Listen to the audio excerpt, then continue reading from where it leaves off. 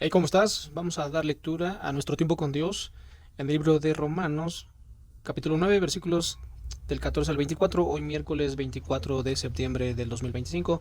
Titula así: Soberanía en la ira. Versículo 14 cita en la Reina Valera, la versión Reina Valera de la Biblia dice: ¿Qué pues diremos? ¿Que hay injusticia en Dios? En ninguna manera. De la versión Dios habla hoy de la Biblia, el versículo 14 dice: ¿Diremos por eso que Dios es injusto? Claro que no. Versículo 15 cita, pues a Moisés dice: tendré misericordia del que yo tenga misericordia, y me compadeceré del que yo me compadezca.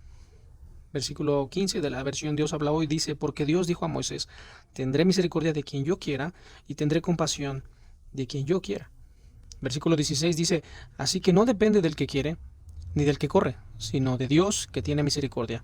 En la versión Dios habla hoy dice: así pues, no depende de que el hombre quiera o se esfuerce, sino que Dios tenga compasión.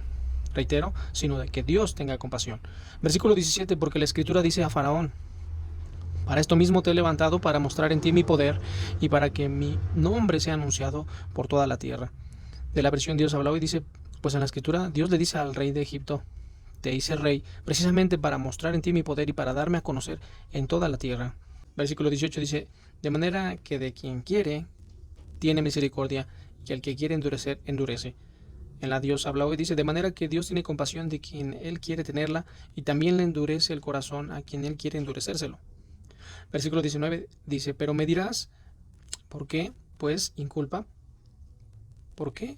Quien ha resistido a su voluntad. En la versión Dios habla hoy dice: pero me dirás, siendo así, ¿de qué puede Dios culpar al hombre si nadie puede oponerse a su voluntad? El versículo 20 de la Reina Valera dice: mas antes, oh hombre, ¿quién eres tú para que alterques con Dios? Dirá el vaso de barro al que lo formó: ¿por qué me has hecho así? En la versión Dios habla hoy dice el versículo 20: y tú, hombre, ¿quién eres para pedirle cuentas a Dios? ¿Acaso la olla de barro le dirá al que la hizo: ¿por qué me hiciste así? Versículo 21 de la Reina Valera dice: ¿o no tiene potestad el alfarero sobre el barro para hacer de la misma masa un vaso para honra y otro para deshonra? En la versión Dios habla hoy dice: el alfarero tiene el derecho de hacer lo que quiera con el barro, y del mismo barro puede hacer una olla para uso especial y otra para uso común. ¿Y qué? Dice el versículo 22: si Dios, queriendo mostrar su ira y hacer notorio su poder, soportó con mucha paciencia los vasos de ira preparados para destrucción. Versículo 22 de la Dios habla hoy dice: Dios, queriendo dar un ejemplo de castigo y mostrar su poder, soportó con mucha paciencia a aquellos que merecían el castigo e iban a la perdición.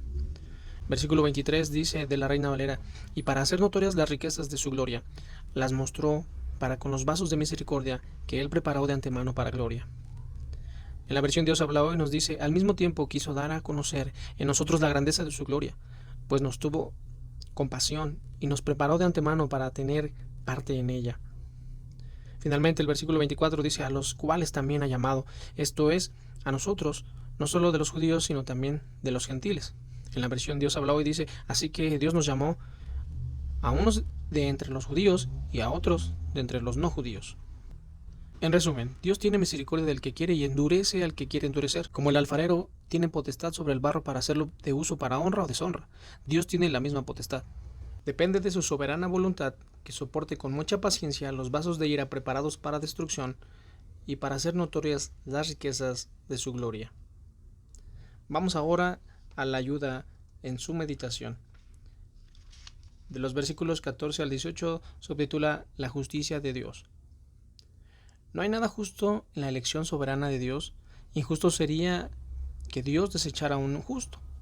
Pero la verdad es que no hay justo ni aun uno en este mundo, por cuanto son todos pecadores. Dios salva a los pecadores solo por su misericordia. Es decir, que la salvación no depende de la voluntad ni esfuerzo humano, sino simplemente de la compasión de Dios. De quien Él quiere, Él tiene misericordia, y al que quiere endurecer, endurece. Si el faraón de Egipto endureció su corazón para desobedecer el mandato divino, no es porque Dios lo haya provocado, sino porque Dios dejó que el faraón endureciera su corazón en su incredulidad.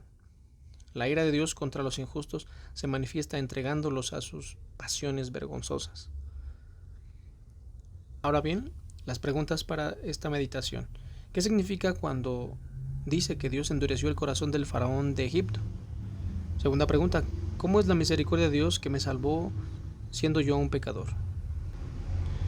De los versículos 19 al 24 se subtitula El alfarero y el vaso.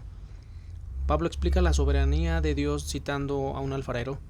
Este hace un vaso para honra y otro para deshonra. Nadie osaría criticarle por esa decisión. El alfarero tiene potestad para darle el fin que desea. Asimismo, Dios puede manifestar su ira o su misericordia al hombre corrupto. No hay injusticias en Dios. Los vasos de la parábola se refieren a los hombres.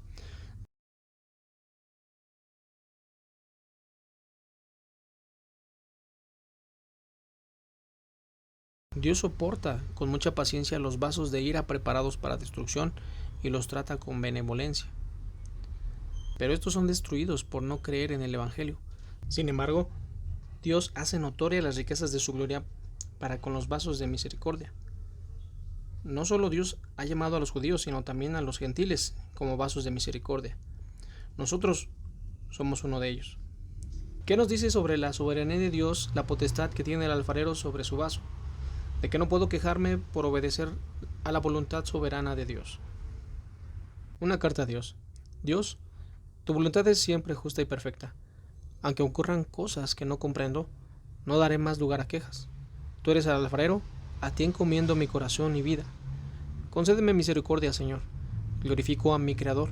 Utilízame como una vasija y un instrumento de justicia y de salvación para otros. Ensayo para meditar.